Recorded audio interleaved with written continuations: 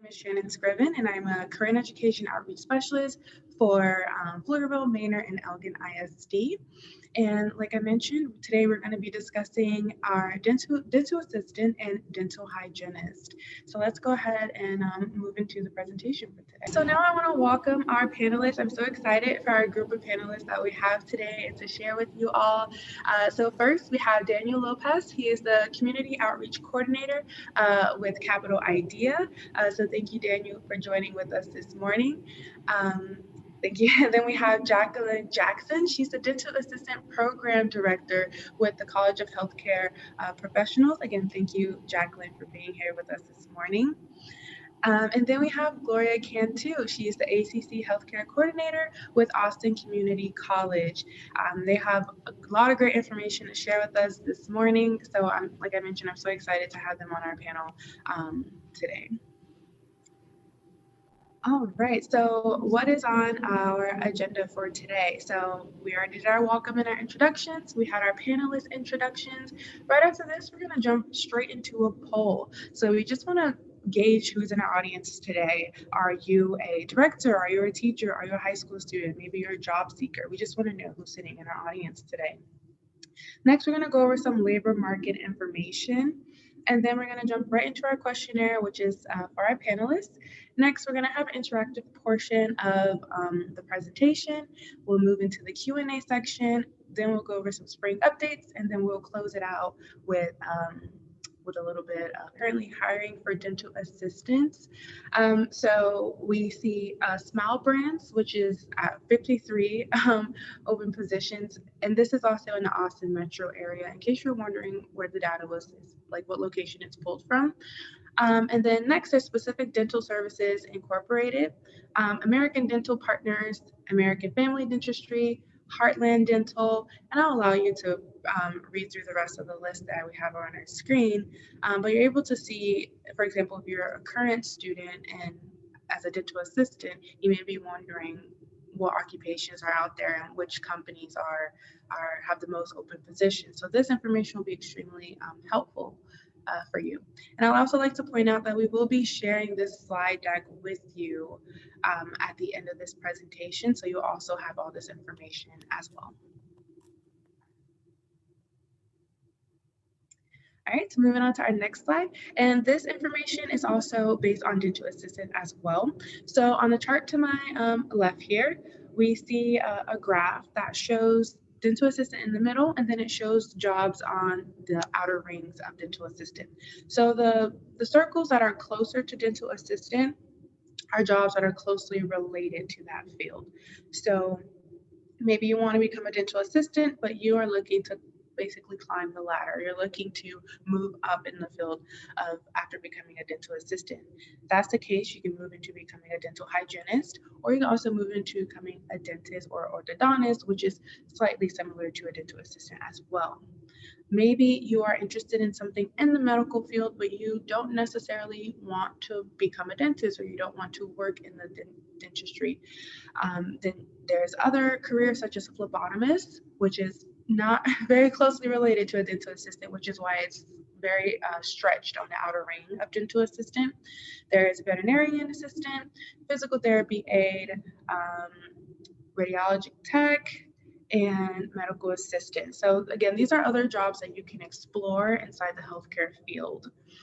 And then moving over to the top here, we see the annual salary for a dental assistant.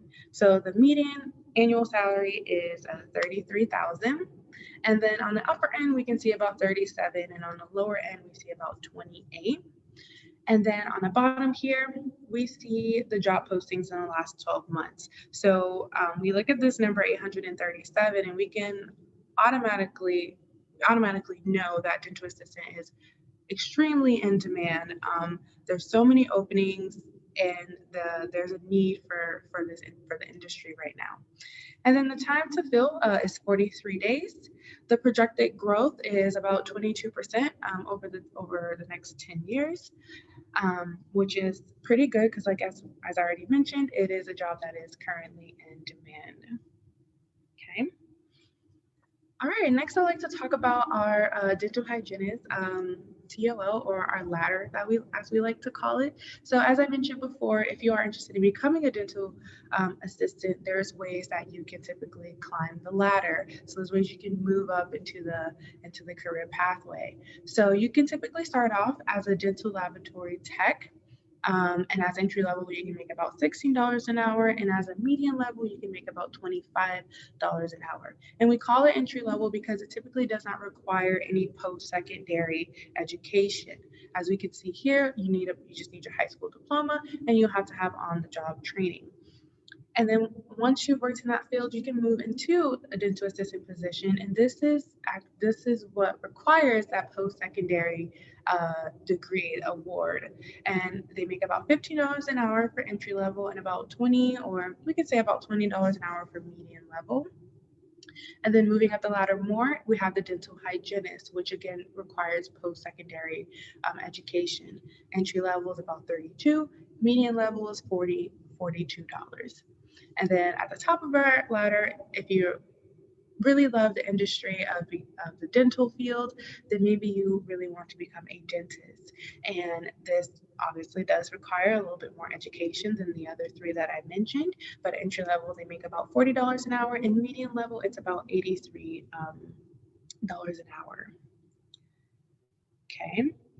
And I also just like to point out that the dental hygienist and assistant is part of Workforce Solutions targeted occupations list. So what does this mean? So this means that the target occupation list is aligned with high demand occupations for the Austin and Travis County region. And for these careers that are on our TOL, we actually provide funding for. Okay, so I just wanted to point that out for you all. And my contact information will also be at the end of this presentation. So if you do want more information about the TOL or about the funding that comes with it, please don't hesitate to reach out. Okay. All right, so I'm going to just go ahead and jump into our questionnaire for our panelists. So for our panelists today, question number one, can you briefly speak on your educational background and your job experiences that led to where you are now? And Daniel, I can start with you. Good morning, everyone. Thank you so much for the invitation, Shannon. Yeah, my name is, again, Daniel Lopez. I'm the Community Outreach Coordinator here at Capital Idea. And I guess my educational background is not very typical, right? It consists of many twists and turns and breaks, which is another example that can be helpful to you guys. If you can, this is my advice, unsolicited advice after, after what I've done, which is try to make it as linear as possible, right? But it's never too late. So anyway, so I started my, I'm gonna say my college path. I went back to school very late in life. I was actually in my early 30s, I believe, when I decided to go back to college, mainly because I felt like I needed that type of training to be able to advance in my career, right? So I have always been involved in the nonprofit sector, which I love and helps me feel like I'm lending a hand to the people in the communities that I live. So I think that was very important to me to be even more helpful to them, right? So I went back to ACC, completed a couple of years there to be able to transfer. After I completed my 2 years at ACC, I transferred to UT Austin. And then there, given the feedback that I have gotten and advice from ACC, I decided to major in advertising. So it was a field of study that really, really opened up my mind to different ideas and to not necessarily do things the way people tell you to do them, because there are many ways and many approaches to find solutions to problems, right? And I think that was the most important part of my experience at UT, right? Just kind of like that advice and that constant messaging about, you know what, we're not saying you have to break the rules, but you can question why things are done the way they're done. And if you have a better solution, implement it, right?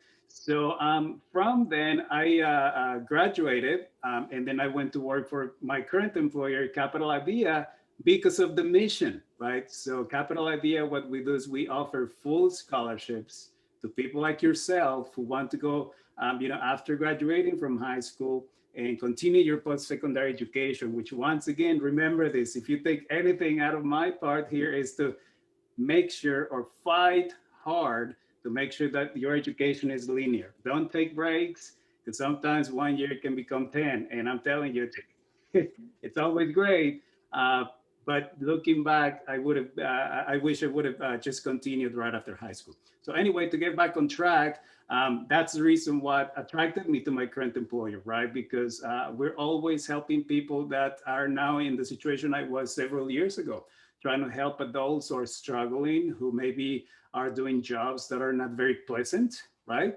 And again, that's my education has been very, very helpful in trying to get messaging to people, right?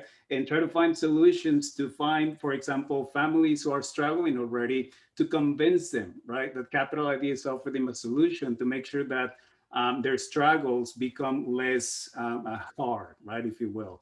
So anyway, I've been with my current employer for about 5 years, loving what I do, which is promoting education. And like people say, to put our mouths where our money is, we give you the money so that you can earn your degree absolutely free and with no debt, which I can tell you that's also amazing that, if you can always apply for scholarships, don't be too discouraged at the beginning when you don't have I'm going to say like a record, if you will. So if you don't have like a lot of credits in classes and maybe your GPA is not the best, I can attest to that as well. Try hard, right? Focus and then apply for every single type of scholarship opportunity you can find because once you get one, it's like money starts rolling in. I'm telling you. So please continue your education. And I hope that you find Capital Idea helpful in your future. So, yeah.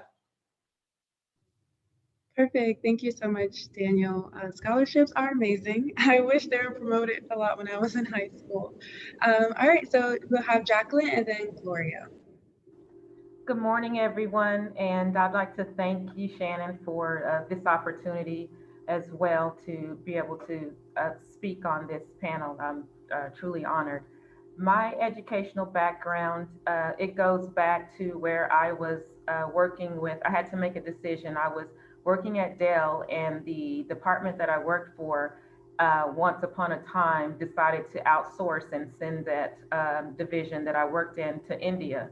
And so at that moment, I decided to go back to school, and my interest was in the dental field. So I attended class at night and worked a different full time job because, as I mentioned, my department was outsourced, and basically I was laid off. And I thought that when I was working employed there, that I thought I would be at Dell forever during that time, and realized that that's not enough. I need a career and not a job.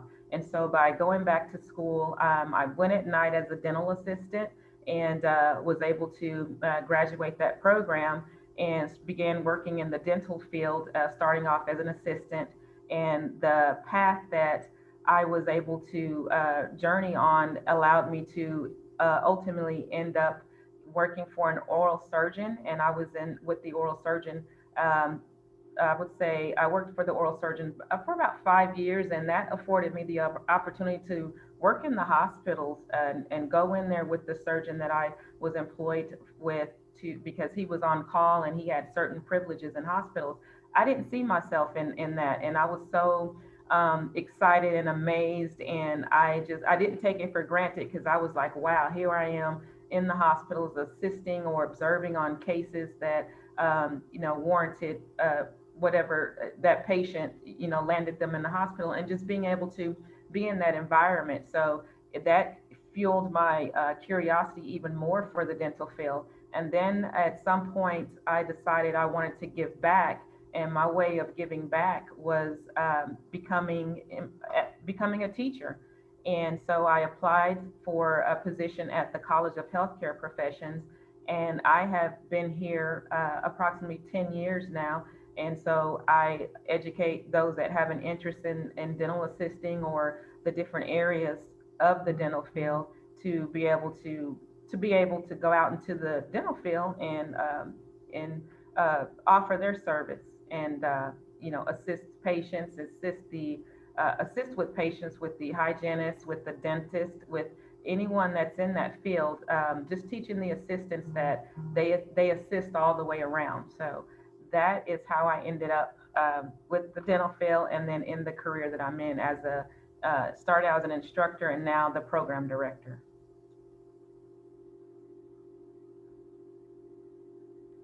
Hi,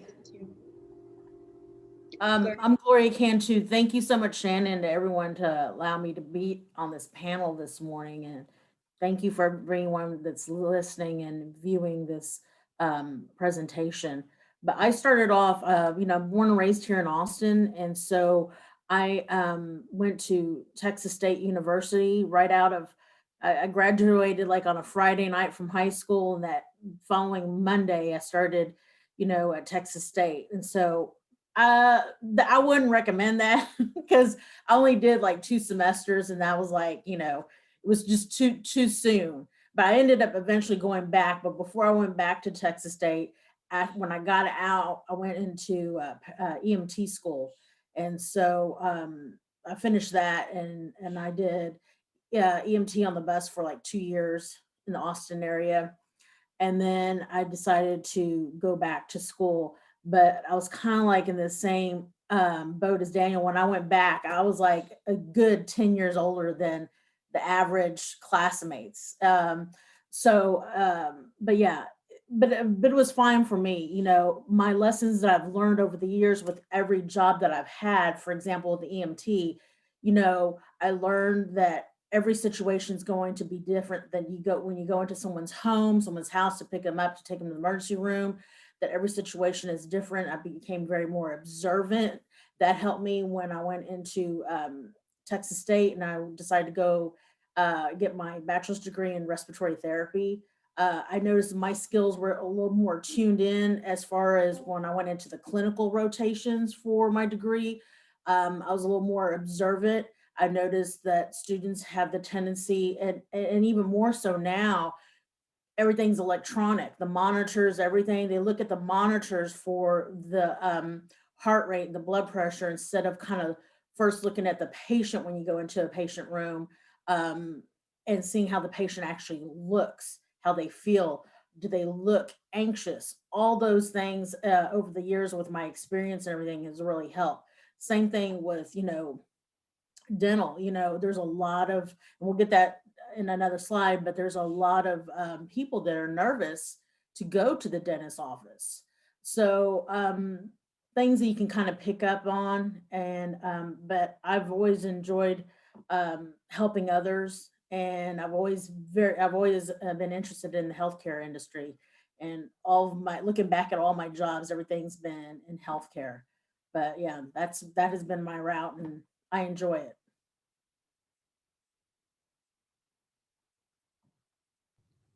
All right, perfect. Thank you so much for answering that first question.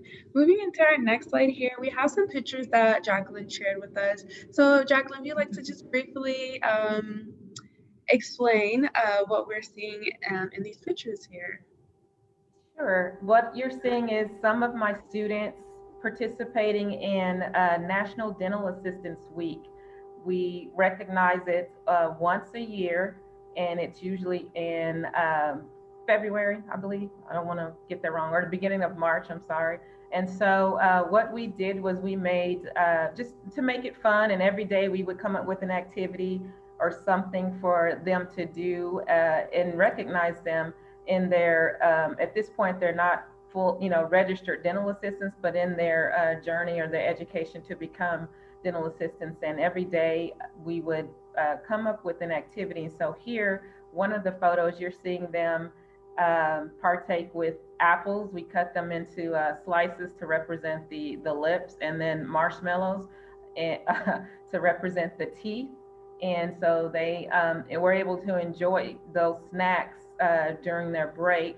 And in the bottom photo, we're seeing another group of students for National Dental Assistant Week, where they're holding the what we made was toothbrushes, edible toothbrushes, and so it consists of pretzels, marshmallows, and even though I'm naming like sugary kind of sugary snacks, but it was fun, and it just made it. It kind of broke up the the learning environment a little bit, where they're able to realize that dental assisting, even though they're in class, and it can be the didactic education can be pretty intense at times. We're able to have fun, and we just wanted to recognize our students for National Dental Assistance Week. So that's what these photos represent. That's awesome. Yeah, I didn't even know there was a dental assistant. So it's new to me. So that's awesome to know. So for number two, Jacqueline, I'll ask you first. So what are your daily job duties and how has your program with CHCP changed since COVID-19? My daily job duties as a program director, it involves overseeing the dental program here at the College of Healthcare Professions, and that definitely includes the students and also the instructors that I have employed underneath me. And daily, I am speaking with my instructors on a regular basis to make sure that we are completing the lab competencies, making sure that our students are completing their assignments online. I'm also, well, sorry, I'm also in charge of the externship offices where I place my students. So I wear three different hats, and from time to time, I'll also do instruct when if I need to fill in and teach the classes. Let's say if I have a teacher that is not able to make it to campus, or whatever the situation may involve. So I serve as the program director, the externship coordinator, and also instructor from time to time. The duties is many, a lot of duties because of the different hats that I wear. The role that I can speak to as far as the externship coordinator, I get in touch with the dental offices and determine if they have a need for my student to complete their externship there. And the dental offices that I look to place my students within, I want to make sure that they're hiring, because my goal is to make sure that the students are hired at the end of their externship opportunity. And the duty as an instructor is just that. I am making sure that the students are educated with the duties that they need to learn to become a dental assistant. Since COVID-19 has taken place, the duties did change from being on campus every day to, of course, becoming virtually, doing things online, like with everyone else. And so with the externship part of it, I was no longer able to just go into the dental offices and meet them the way that I would, and just correspond interpersonally. So that changed. And as far as instruction with the students, when COVID first took place, it also, they had to completely go online as well, along with the rest of the world. And what we did was we introduced, because the lab was coming in and doing lab was affected in the beginning, what it did was introduce simulation. So there's a program, we call it Simtex. And so what that did was offer the students as close as they could to being in lab in person, and get the hands-on skills that way. And this again is when COVID first started out. And since things are starting to open back up and people are becoming vaccinated, we've been able to come back to interperson learning. And so those are my duties, and some of the changes that we've experienced with COVID here at CHCP.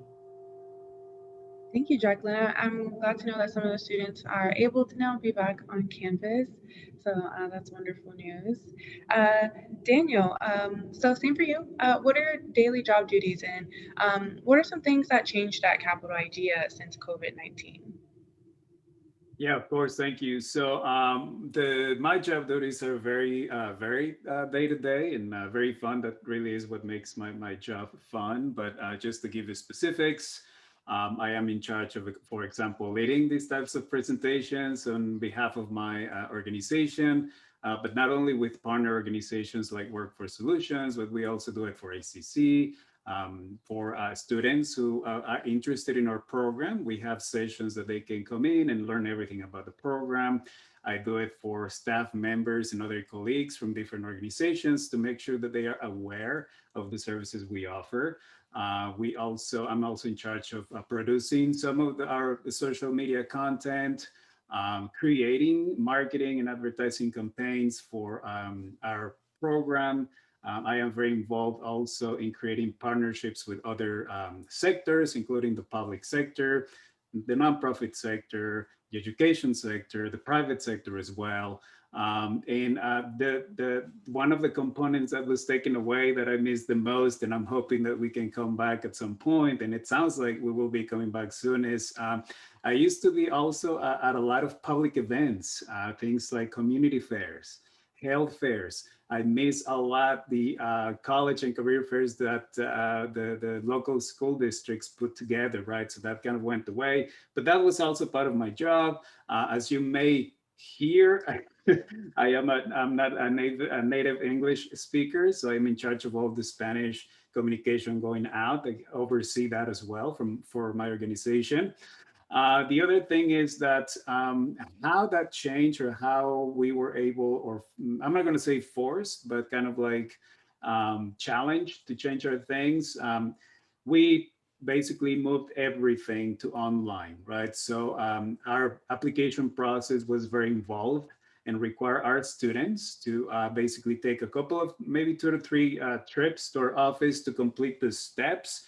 So we had to very rapidly come together and talk about ways and put in place the technology, right, to have everything ready, not only hardware, but also software to make sure that we were able to translate the entire application process online. So now every time that, when we had public presentations in the past at several places for students interested in our program, all of them are over Zoom, just like now, right? If someone is interested in the program, they used to fill a long paper application by hand in the past, or if you had the software on your computer, you can download it as a PDF file and then type it up. So now what you do is just fill it out online and it's much faster, right? They used to come to the office to take a couple of assessments to see how they matched with their careers and see if they needed any type of remedial work before they started college. So they can do that online now as well, which is a lot easier, right? You don't have to drive, you don't have to go anywhere, you can do it from home. And then the other thing is the application process for Capital Idea consists of 3 different rounds. The 2 final rounds, it's actually 2 interviews. So once again, we do those over Zoom. But going back, right, to doing things online, remember, we are working, or my job is to attract new students to the program, but we also have a number of students who are already in the program getting our support.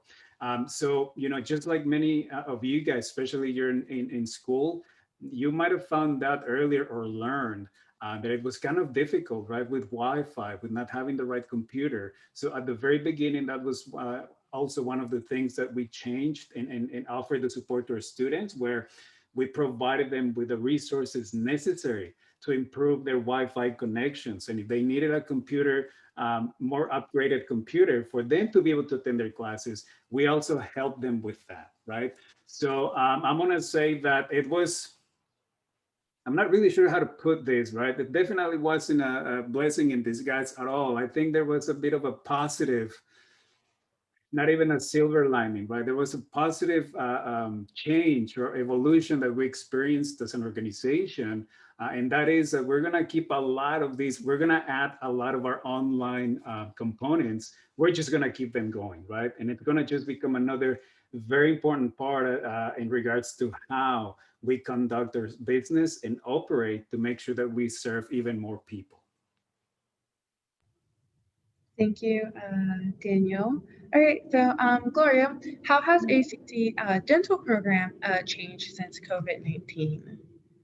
Well, and for the program itself, like we did safety last year, the beginning of last year, we did safety plans, and part of that safety plan was that we cut our class size in half in order to keep that 6 foot distance. We had to cut it in half, so that right there was like one of the bigger things. So we don't have last year and this year we don't have that big of a class because of that reason, but I'm okay with it, because it's safety for everyone. But that was one of the big things, and of course, we still keep the 6 foot distance. um for as far as for tracing, like if there any of the programs, if any of them had to be paired up, students had to be paired up, so to speak. Um, in the past, we didn't have to be paired with that one person. Now we do, just because for tracing purposes, if anything were to happen in the near future. Um, and then, you know, for overall, for both the students and for faculty, on our end, we have to get things approved for face to face.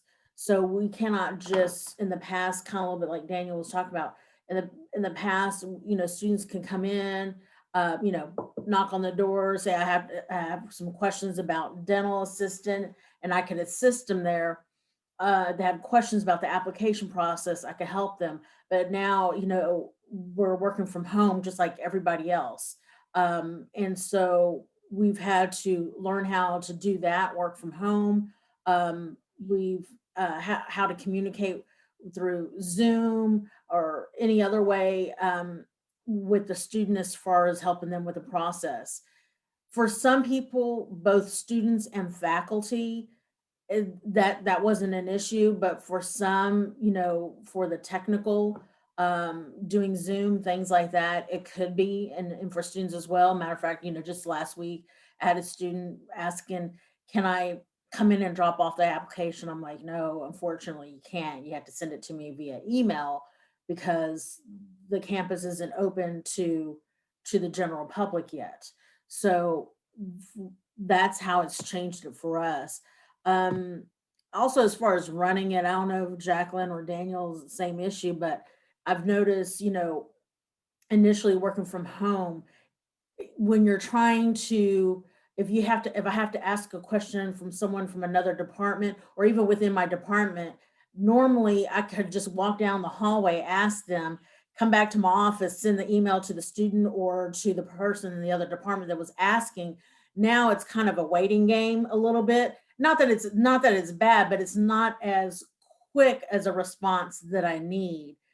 And so sometimes others don't understand that's one of the downfalls. I mean, there's pros and cons to everything, but those are the little nuances that I'm finding, is something that could take a minute in the past, now it might take a whole day to get it rectified.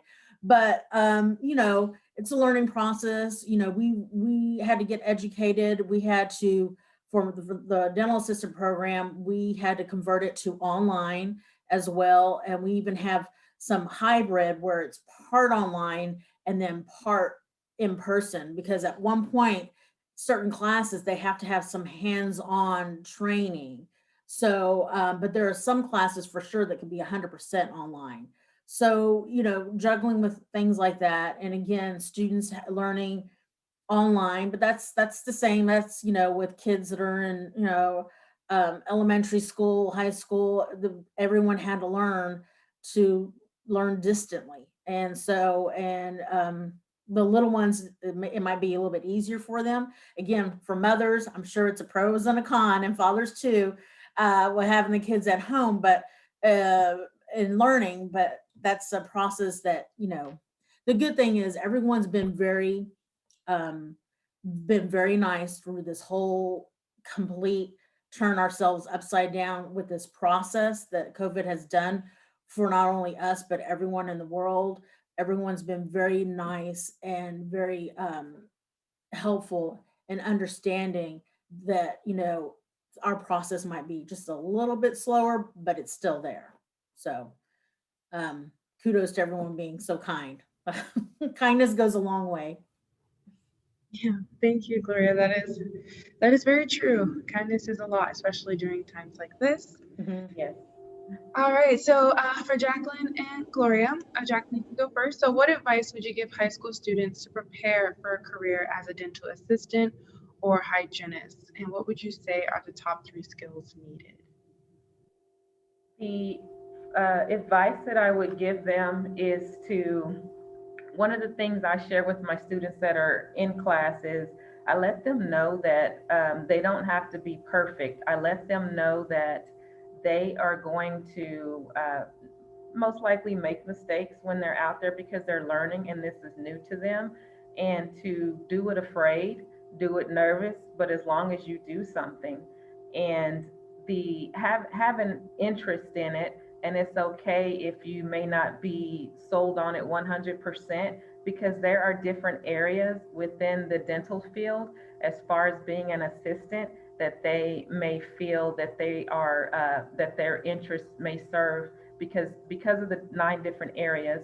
Let's say they may not be interested in pediatrics, but interested in dentistry and in some aspect. And so I just let them, make them aware that it's okay that you're not interested in pediatrics and working with kids. That's okay. There's other areas, but to um, do their research, do their homework about dental assisting, the dental field in general, and be prepared as far as know, with doing their research, it'll prepare them to know the ins and outs of becoming a dental assistant. So if you're someone, I let the students know if you're not really particular about saliva or spit, as lay terms, then it's probably not going to be a good, a good feel for you.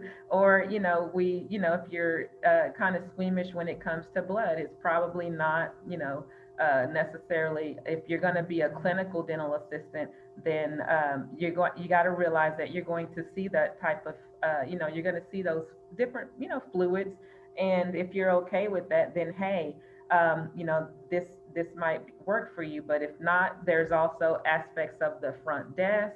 There's different areas, and so to get an idea of what all the dental field offers, to decide what area that they want to go in. And it's 9 different areas, and I encourage them and advise everybody to that's interested to explore that. um, and it just, if you just have like a mustard seed of passion or idea about it, go for it, because that's all it takes. And then as far as the skills, the top 3 skills, I'll definitely give you 3 of them, but I have a lot. And the top 3 skills that I would recommend, one of them would definitely be the professional demeanor and attitude. That speaks to more character, but it's definitely, for some people it may be a skill set that they may have to obtain and update. But professional demeanor would definitely be one.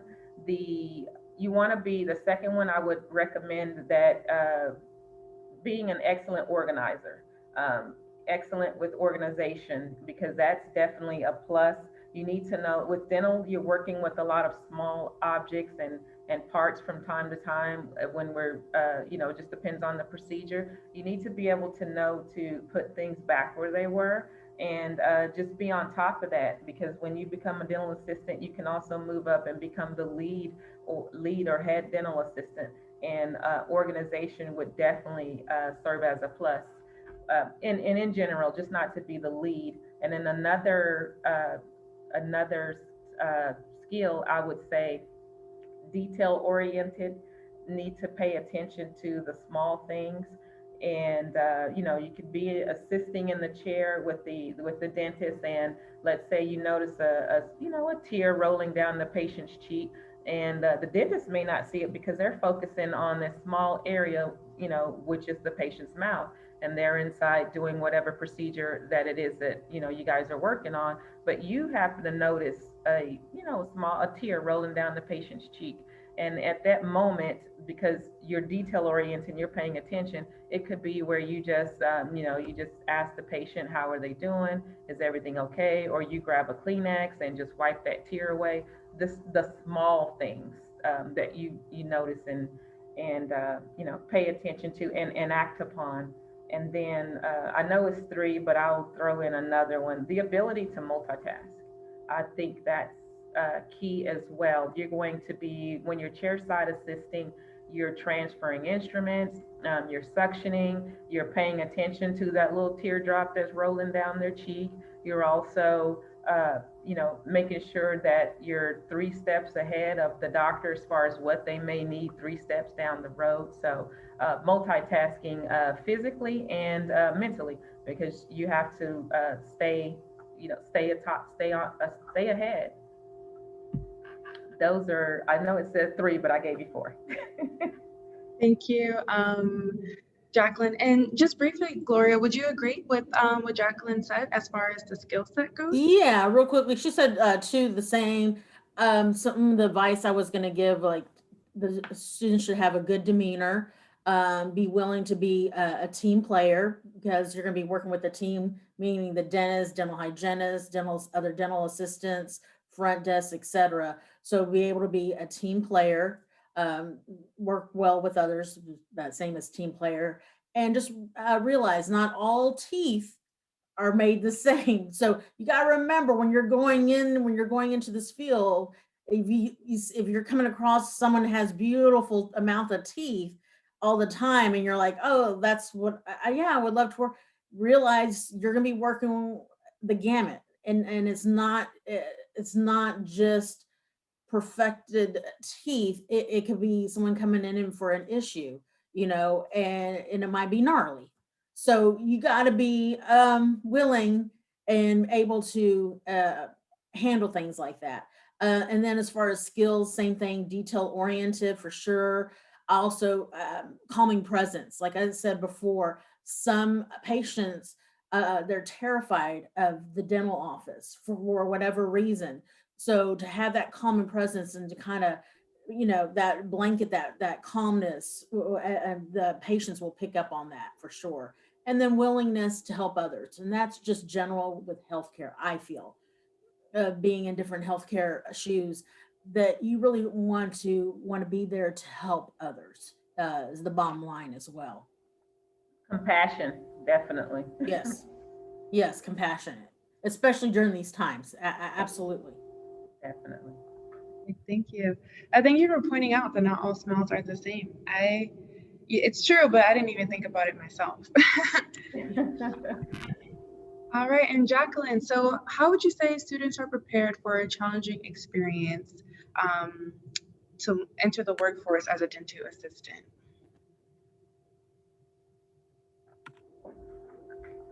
What we do here at CHCP to prepare the students for the challenging work experiences is to be 100% honest about it, to set their expectations of their daily duties, that when they go into the office, they are responsible for, let's say, coming in and, it may be simple things like flipping on a light switch and making sure the computers are turned on, making sure that the schedules are pulled up, that all the instruments are sterilized, ready to go. If depends on the office protocol, if they prepare it the day before or they prepare it first thing when they get in the morning.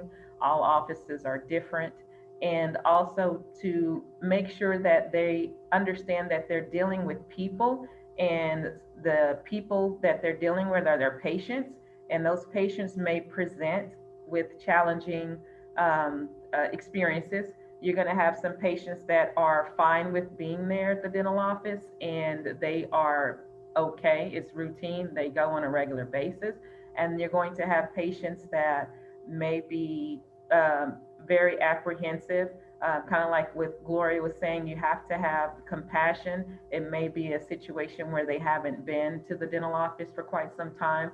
Regardless of the reason, they may not be as friendly about it for the assistant, but the assistant has to keep in mind that they're dealing with people and to put the patient first and not all and like I said, just being 100% real about their experiences with what's going to go on within the dental office, I think helps them to be better prepared.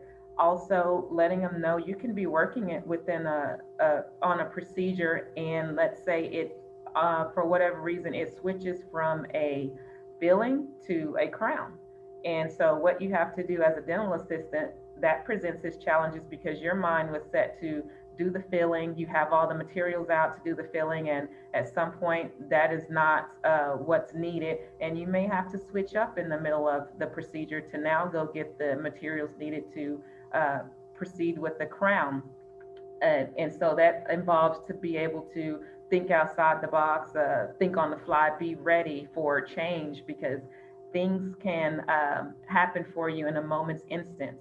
And it could be where you're working on another procedure and it could be a crown and you're doing what we call in that is a buildup, and that's a buildup of the tooth to have it where the crown will have more structure to sit on, and that could change to where the tooth may need to be extracted. So now you have another experience to where could be challenging. You have to switch from a crown to maybe going to an extraction instead, or even let's say a root canal. It involves switching up and being ready at a moment's notice. And again, the best way to have the students prepared is to mimic those situations when we're teaching them in class, and also just making sure that we present different scenarios, whether it's a challenging patient, it could be a challenging coworker, it could be just a procedure switch, and just practicing again all of the um, scenarios that it may present out there so that they can be as best prepared as possible for the experiences that they might come upon. Perfect. Thank you for sharing, Jacqueline. Gloria, could you briefly explain what is the education required to become a dental assistant or a dental hygienist? As far as like the application process, perhaps, Shannon, is that what you mean? Well, that would be for another question. So more so, what do you look for in the students when they come to your program? So, students, I get the gamut. I have students that are just graduating from high school that come into our program, and then I have other students that are later in life that want to do a change in direction completely. Maybe they were in business and now they want to go into the healthcare industry and they want to do dental assistant, and they feel like the dental system would be a nice way to wet their toes as far as the healthcare industry. So as far as education, we as you have to have high school diploma or GED or higher, and in order to get into the that's one of the components to get into the program, and you have to be of 18 years or older. Um, that is when you go into the practicum. The affiliation agreements that we have with our dentist office in the Austin and surrounding area, that's one of the requirements. Um, so if you are graduating, and there's a lot of high school students that graduate early, and that's kudos to them, that's great. Um, as long as you turn 18 prior to the practicum, which is towards the end of the program, that is fine. But those are really the only components that we're looking at as far as for the application and coming in. Okay, all right, perfect. And Jacqueline, would you like to briefly explain the education requirements or the requirements for CHCP? Yes, I'll speak to, well, what we do here is we are training them to become registered dental assistants within the state of Texas, of course. And so a lot of what Gloria was saying, they have to have graduated from an accredited high school or have a GED in place. And they will also need to have completed a basic life support class, in other words, CPR. They will also be required to have had some type of mandatory uh, course of training that the Texas State Board of Dental Examiners recognizes. And that would include what we offer here at CHCP, which is they need to be able to position and take x-rays. They also take a class in jurisprudence, which is basically ethics and law for dental assistants. They also have to have a course in infection control, which is what they will be taking their registered dental assistant exam. It will consist of those three components. And that's not limited to, there's an additional education that they have, but those particular things that I just mentioned is what they will be tested on to become a licensed dental assistant here in the state of Texas. And they would also have to, some of the other requirements would involve just when it comes to making sure that they've completed some type of the didactic education, their training. That would involve the courses that we teach here at the College of Healthcare Professions, and that consists of our program here is a 900 clock hour program, and it's roughly about 36 weeks. And some of the other things, in addition to x-rays, we teach digital x-rays here, in addition to the jurisprudence component and infection control. We also go over the introduction of dental assisting and also tooth morphology here and charting. We have a course on preventive dentistry and nutrition. And we cover some other things such as anatomy and physiology, and it's specific to the head and neck. And then we're also, some of the other things that we offer would be treatment areas and instruments. We're making sure that they are adept in transferring the instruments and how to set up the treatment areas, how to clean the treatment areas, and a whole host of other things that would be required to make sure they're educated in becoming a dental assistant. Okay, thank you, Gloria and Jacqueline. You're welcome. All right, so Daniel, I'll start with you since we haven't heard from you in a while. So what does your program offer to students for a career as a dental assistant or hygienist? I know you mentioned before scholarship, so yeah, still tell us a little bit more of what Capital Idea offers.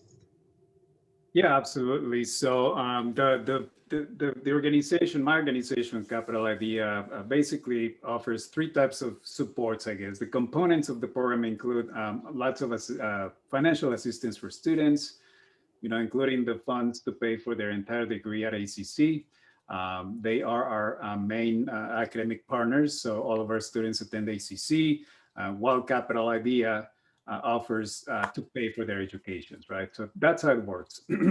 But within that, I think that if you ask me, that's like the shiny object or the most exciting part about Capital Idea. It's always money, right? But I think that what makes the program very unique and effective is the fact that every single student who enrolls in the program, right, they actually are paired with a career navigator.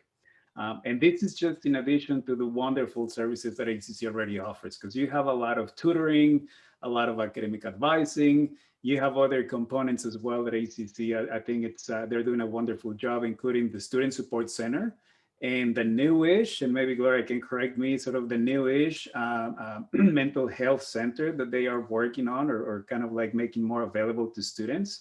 So on top of that, Capital Idea is going to offer you basically your personal coach, right? So you're gonna get into the program, and these coaches, once again, which we call career navigators, are gonna be there to guide you through your academic path, especially for new students, right?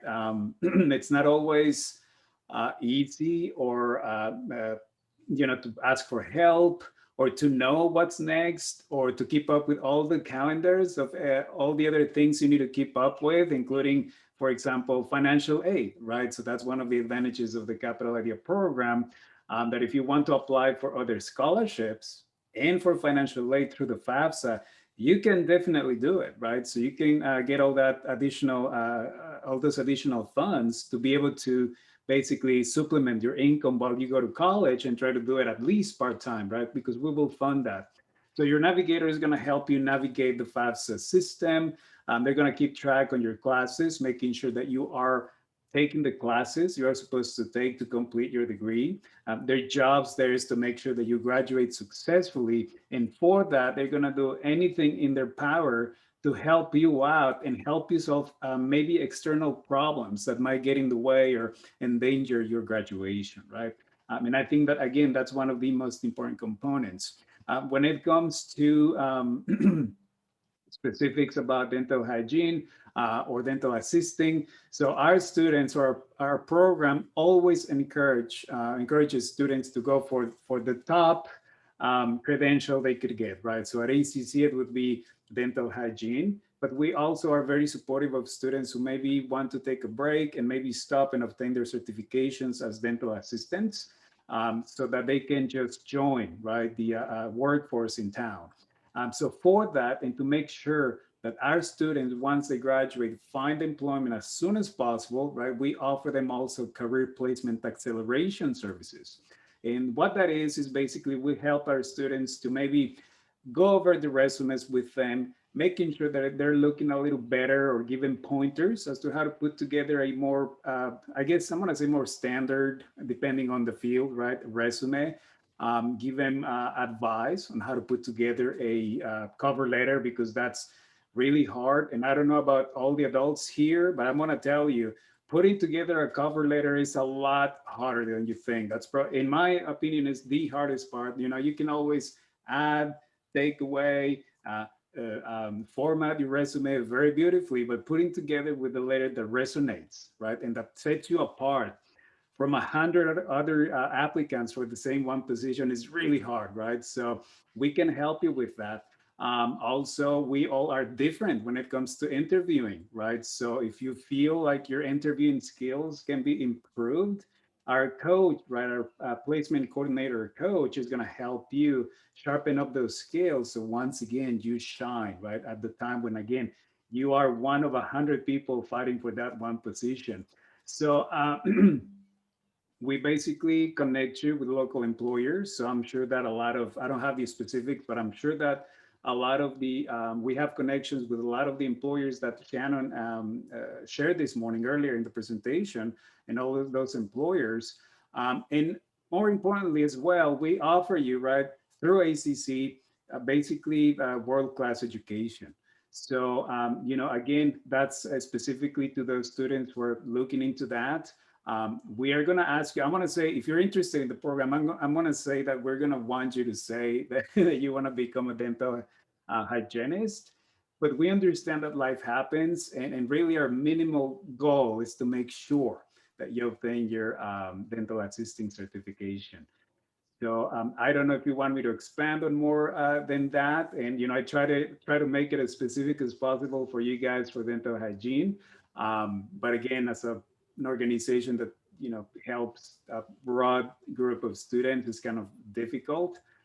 But I hope you find that helpful, and you're going to get, you know, the support you need.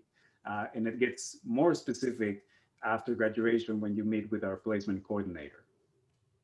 Yeah, of course. Yeah, thank you so much for sharing, Daniel. That was really great.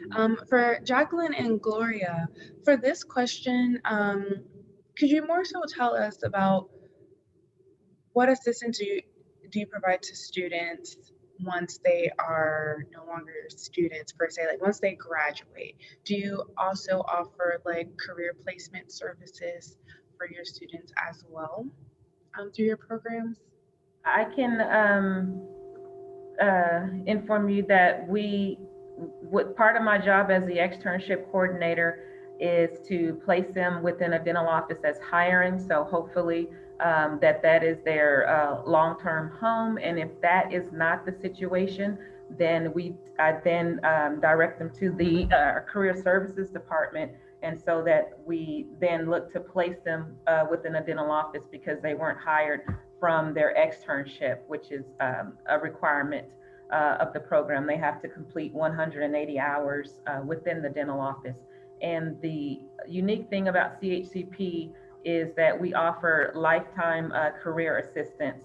I mentioned before that I've been here about 10 years, and so there was some time back someone that came to the school that was wanting to had complete the program over 10 years ago. And I certainly didn't know the person, but because I was the program director, I took it upon myself to get the person who completed the program. I want to say it was about 12 years ago, in touch with our career services department, and then we began looking for just making sure everything was where it needed to be as far as his registration and license and all of that, and then began looking for a dental office to place this person in who had been out of the, just not working, but had been a student about 12 years ago, and help him find, gainful employment back into the dental field. So we definitely offer lifetime career assistance, and we're in touch with the graduates. I have several graduates that I'm in touch with on a regular basis, just via text message or phone calls, just to make sure that they're doing okay, and that everything is going well for them, or if they are looking for a different dental home, then assisting them with that as well. Perfect. Yeah, I think that's really important for students to know that you do the program and you graduate, but there is support once you do graduate Yes. the program. So Gloria, does ACC, and I know Daniel kind of touched on this, so you can touch on it briefly. Does ACC also offer career placement services for their graduate students? So what we do, what we have like orientation prior to them going to their dental office to get to do their practicum, which is the last course of the program. And of course, we're all aware of importance of first impressions, right? So I give a little spiel to our students: look professional, act professional, have initiative. Don't be a fly on the wall, but don't be too, you have to be that just right for that initiative. So we go over things like that. And also when the students graduate, I always tell the students, if you change, be sure to keep an eye on your email that we have on file for you. Now, if you change your email after let's say they went to ACC for dental assistant, that was it, they're done with ACC. I always tell them, be sure to notify me if you change your email, because I do get a lot of phone calls and or emails from dentist office looking for dental assistants. And what we do is I will just do a mass forward email to all my past graduates of that job posting to make it fair to all of them. I notify all of my past graduates, and so they all every time will get that. But we do have career services department at ACC that assists with resume building, how to interview, how to dress for the interview, things like that. So we do have career services at ACC as well. Perfect, thank you. All right, I just want to let our audience know, we're gonna ask one more question, and then we're gonna jump into our Q&A session. So if you do have any questions for Jacqueline, Daniel, or Gloria, please go ahead and drop them inside the Q&A box, and we'll ask them right after this last question that we have here. And for this question, Jacqueline and Gloria, I know you briefly spoke about the eligibility requirements for your program, high school diploma or GED, and whatnot. So Daniel, for your program, can you just briefly tell us how can someone be eligible to receive scholarships from Capital IDEA? Yeah, absolutely. It's pretty simple. 6 points that you guys have to remember. Number one is age, so you must be 18 or older. If you have a family member, maybe an older sibling, or maybe even a parent, right? We help people who are between the ages of 18 and 118. So as long as you qualify, we can help you. The other one is basically finish what you're doing right now, whether you're in middle school, whether you're in high school. We want students who have graduated. And if you know someone who hasn't but has a GED, you need that because remember, you're going into college. So it's a bit of a requirement that you graduate from high school or have your GED to take the next step. Number three, it's not going to be so much of an issue unless you are working or enroll in one of the dual degree programs or early college, high school programs. We can only help you if you are a first-time college student. That means that if you already have a degree, an associate degree, or higher credential, we will not be able to help. We are trying to give the opportunity to first-time college students. So keep that in mind for other family members, right? It depends. We might be able to make a few exceptions. And if you have family members who have certifications, maybe you have family members who are LVNs or dental assistants, and they want to go to the next level and become dental hygienists, we can still help because if you think about it, that's what we're talking about, not having a degree, right? So when you have a certification, that still works and we can still help. The other one is that you have to be a resident from the Travis, Williamson, and Hayes counties areas for us to be able to help you. The other one is that you must be eligible to work in the country. So you have to be a US citizen or a permanent resident. And then lastly, we take into account every applicant's income level. So you have to meet certain income requirements because that's the whole point of the Capital Idea program, right? To help people who deserve it the most. So you have to qualify.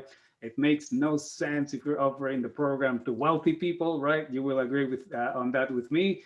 So we have to make sure that our students qualify. So those are the 6 points.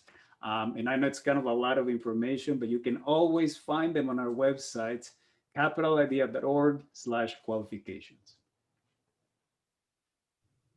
Thank you so much for sharing. I just want to again thank our panelists for being here with us today. Gloria, Jacqueline, and Daniel, I so very much appreciate you guys being here with us and giving us all your knowledge. And again, I want to thank our audience for being here with us. If you don't already follow us on social media, please check us out on Facebook, Twitter, Instagram, and LinkedIn. And also feel free to check us out on YouTube as well. If you have any questions or you need help with resume, because maybe you want to apply to CHCP or ACC, definitely feel free to email us at careerladder@wfscapitalarea.com, and we'll be more than happy to help you guys out with that.